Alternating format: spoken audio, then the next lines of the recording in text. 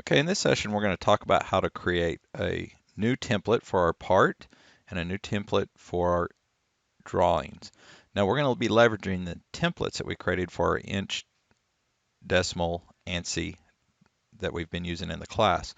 So what we're going to do is I'm in that template right now, and I'm going to draw a simple part here. And this part is just to get the ball rolling to see some concepts about what we're talking here.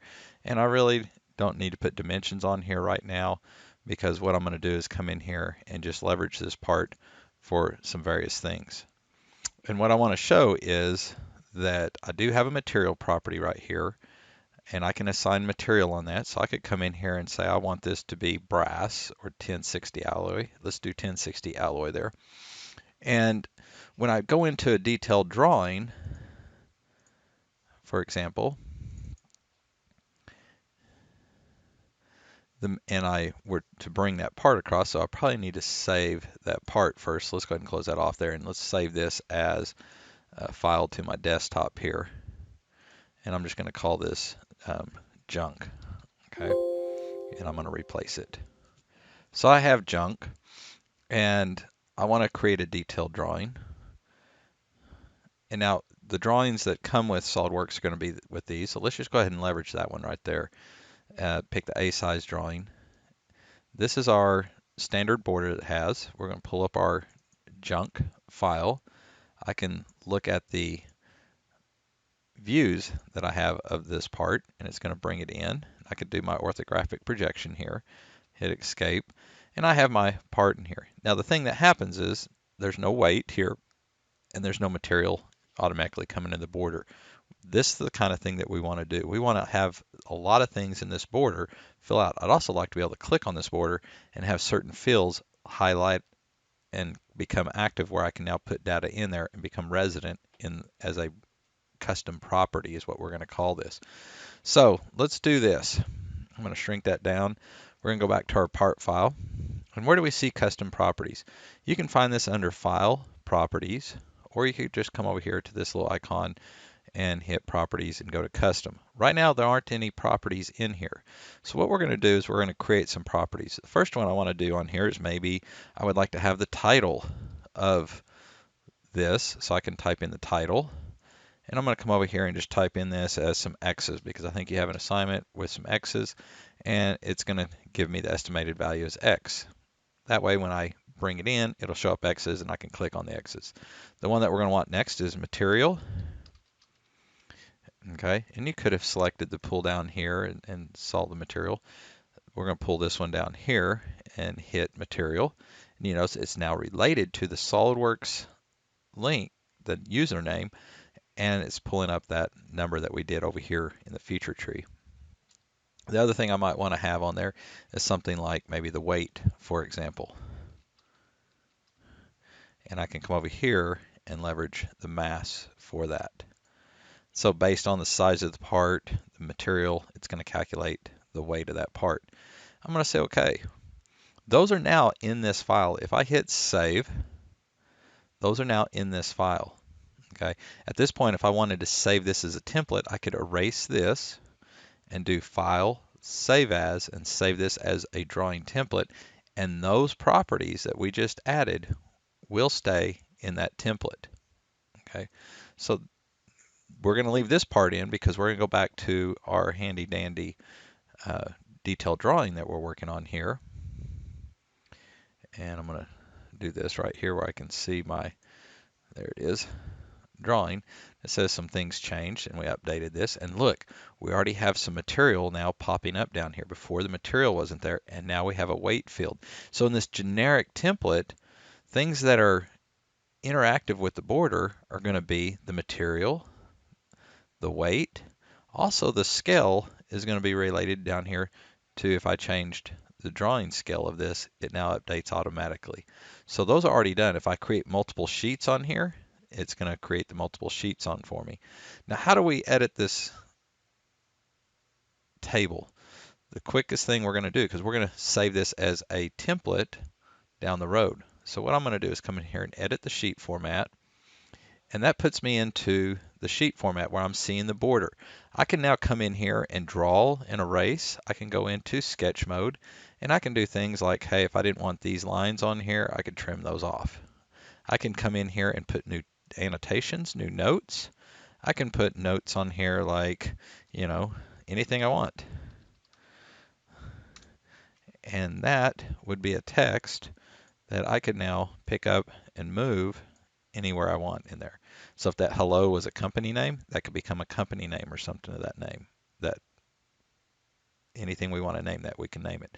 We have our material here. Now, how did we get the material to automatically link and come up inside this drawing? Well, let's look at this hello here for a minute. Let's say that we want this to be linked to our material. So I'm going to go over here and I click this button right here. It says link to property, and that would be under model found here, and the model is junk.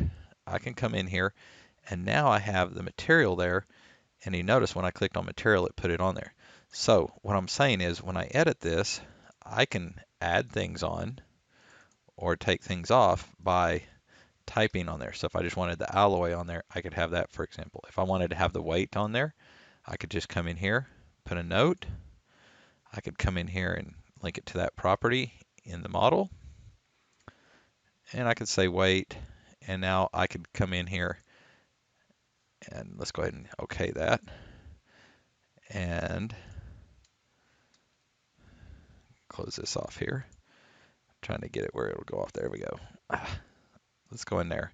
Sometimes you click things and it doesn't work as fast as you think. So I can type the units here, okay? Whatever unit I would want on there.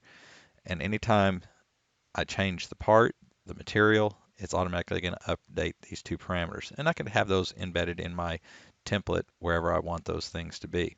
So now we've learned how to activate and link stuff to the part, from the part to the drawing, and we now have updated borders.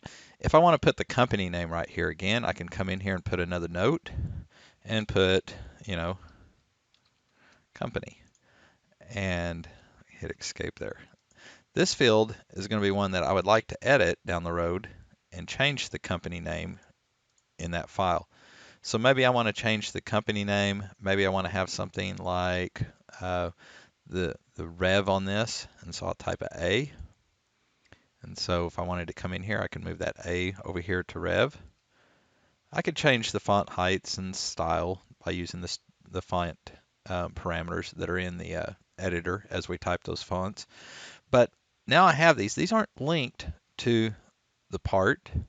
They're not really linked to anything. They're just static variables. And for me to edit those, I'd have to come in here and edit the sheet format and change those. I don't like that.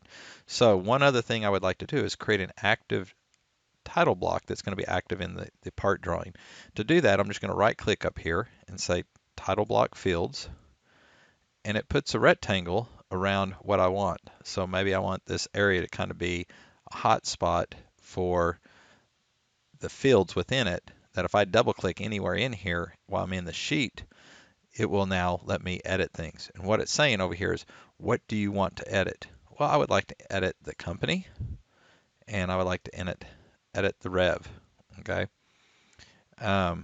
So actually, let me do this because I'm going to delete this here because we actually had two revs on there. I want to use that one right there. So I'm going to right click on this, or double click, right click on this again and go into it. Now I can add that field to it. So these two fields are added here to this title table block. When I close out of this, if I click into here, anywhere into this field, oh, I'm still in the sheet format, sorry about that. When I'm in the actual sheet here, if I double click in here, those two fields are now highlighted in blue, and I can come in here and type anything that I want, and I can put OSU in there if I wanted to.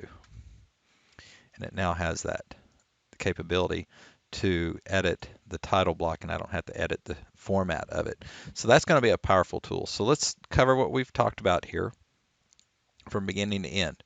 You've got the ability to create a new set of properties within your part file as custom properties. We talked about how to do that. You would do that delete the part, save it as a new template, and you have a template now that's inch ANSI with those custom properties in it.